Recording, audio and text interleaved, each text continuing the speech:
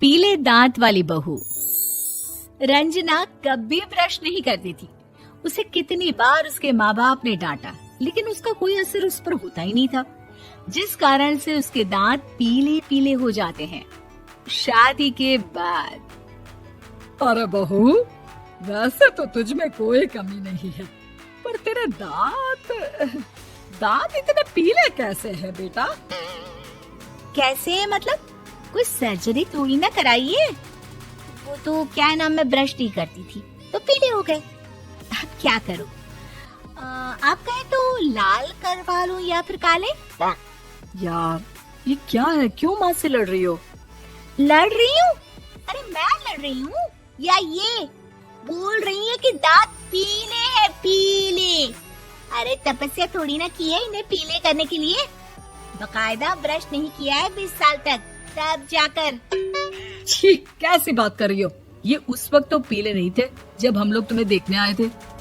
अरे तब साफ करवा लिया होगा डेंटिस्ट के पास जाकर। अब देखो कैसे पीले पीले लग रहे हैं। रंजना सास की तरफ गुस्से से देखती है।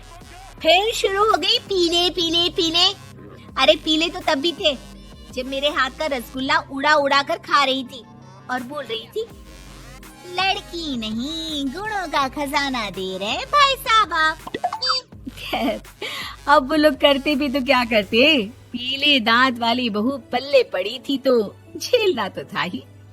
एक दिन कीर्तन में रंजना गाना गा रही थी। अरे कमला बहन, माँ का द्वार है, यहाँ तो सब शुद्ध होकर आते हैं, फिर अपनी बहू को ब्रश भी नहीं करवाती तुम। दूर से पीले पीले दांत भक्ति में बाधा उत्पन्न कर रहे हैं। अरे कोई 2 साल के बच्ची थोड़ी ना लेकर आई हूँ मैं बहू बनाकर।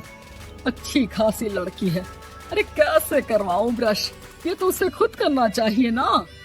अब माँ बाप तो इसके जैसे तैसे निपटा दिए, ये नहीं सोचा कि सास कैसे संभालेगी। सास बहू को लेकर घर आ जाती है, लेकिन सोच लेती है कि अब इसे लेकर कहीं नहीं जाएगी। अगले रोज बहू कहती है, अरे क्या हो गया, मंदिर नहीं जाना क्या? कीर्तन का वक्त हो रहा है। मेरी मधुर वाणी से कान्हा जी जागते हैं और सोते हैं। आप तो जानती है ना उनकी भक्ति में कितना मन लगता है मेरा। वो क्या है ना, तबीयत ठीक नहीं लग रही है मेरी, आराम करूंगी मैं। तबीयत ठीक नहीं लग रही? अभी तो मिथुन के गाने पर नाच रही थी आप, और अब बोल रही है कि तबीयत ठीक नहीं लग रही। अरे भक्ति में मन लगा लो सासू माँ, ऊपर जाना है, क्या मुंह दिखाओगी आप? हाँ? सास को बहू की बात पर गुस्सा आ जाता है। मैं क्या मुंह दिखाऊंगी, इसकी चिंता तो ना कर, समझी? अपने मुंह की चिंता कर, जो ये पीले पीले दांत लेकर हर जगह पहुंच जाती है। पता है लोग कितना मजाक बनाते हैं। ना जी ना, मैं नहीं जाना कहीं तेरे साथ। तो ये बात है। कोई ना, मत जाओ, मैं अपने कमरे में ही बैठकर भक्ति कर लूंगी। ऊपर वाला दांत थोड़ी ना देखता है, मन देखता है, भावना देखता है। और अरे बस बस, तू सब कुछ दिखा, बस ये सफेद चमकदार दांत ना दिखाना किसी को, है? जा यहाँ से। बहू को सास की बात का कोई फर्क नहीं पड़ता, वो तो जैसी थी वैसी ही रह जाती है। सुबह नहाकर किचन में खाना बनाना, फिर खाना खाना, कीर्तन भजन करना और सो जाना। एक दिन, माँ जी मैं सहेली के घर जा रही हूँ, शाम को लेट आऊंगी। हाँ, तो जाना, मैंने कौन सा तेरी आरती करनी है घर पर बैठकर। रंजना सहेली के घर जाती है, जहाँ वो पार्टी में जाने की तैयारी कर रही होती है। अरे शिखा, कहाँ जाने की तैयारी कर रही है? मैं गलत वक्त पर आ गई क्या? अरे नहीं यार, उल्टा सही वक्त पर आई है। मैंने ये साड़ी और ज्वेलरी निकाली है यार, शाम को इनके ऑफिस की एक पार्टी में जाना है। बताना कैसा लग रहा है ये सब? नहीं यार, इस ड्रेस के साथ तो वो वाली ज्वेलरी अच्छी लगेगी। हाँ, सही बोल रही है, मैंने ध्यान ही नहीं दिया। वैसे तो हमेशा से मस्त फैशन सेंस रखती है। तो बड़ा जाती होगी ना पति के साथ पार्टी में। रंजना कुछ नहीं बोलती, बस सोचती है कि यार काश ये बात सही हो जाती। पर मैं क्यों नहीं जाती पार्टी में? क्या इन लोगों की कोई पार्टी होती नहीं होगी? रंजना घर आती है और रात में पति से सवाल करती है, एक बात बताइए, आप मुझे किसी पार्टी में क्यों नहीं ले जाते? क्या आपके यहाँ ऑफिस में पार्टी नहीं होती? पति बेचारा क्या कहता कि दांत पीले हैं तुम्हारे इसलिए। अरे कोई पार्टी होती नहीं हम लोगों के ऑफिस में, तो कहाँ से लेकर जाऊं?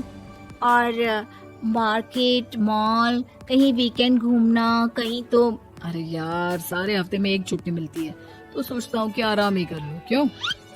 रंजना मन मार के रह जाती है। पहले कभी सास के साथ मंदिर जाया करती थी, लेकिन वो भी सास ने ले जाना बंद कर दिया। घर बैठी बैठी रंजना बोर हो जाती है। तभी उसे आइडिया आता है और वो मायके जाने का सोचती है।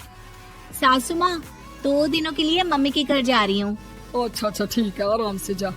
और हाँ, माँ से कुछ अच्छी आदत सीख कर आना कि कैसे शरीर के हर भाग की तरह दांतों की सफाई भी जरूरी होती है, समझी? शुरू हो गई ना आप। वो लोग आपकी तरह नहीं है कि छोटी छोटी बात का बतंगड़ बना दे। उन लोगों के लिए मैं मायने रखती हूँ, ना कि मेरे पीले पीले दांत। रंजना माँ को बिना बताए उन लोगों को सरप्राइज देती है, लेकिन जैसे ही वो दरवाजे पर पहुँचती है, अंदर देखती है कि घर वाले कहीं जा रहे होते हैं।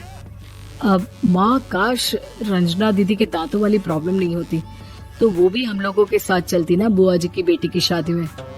हाँ बेटा, लेकिन अब उसे कौन समझाए कि उसको उसके पीले दांत नहीं दिखते, लेकिन उसके आसपास के लोगों को कितना एम्बैरेसिंग फील कराते हैं। मुझे तो कितनी बार उसके स्कूल की टीचर ने शिकायत की कि उसके साथ कोई लड़की बैठना भी नहीं चाहती, और ना ही कॉलेज में कोई उससे बात करना चाहता था। लेकिन पता नहीं क्यों उसे ये बात समझ में ही नहीं आती। कोई कमी नहीं है उस लड़की में, बस यही कि दांत पीले हैं। वो तो भला हो जीजा जी और उनकी माँ का, जो दीदी को जैसी है वैसे ही रखा हुआ है। रंजना को अपने घर वालों की बात सुनकर बहुत दुख होता है।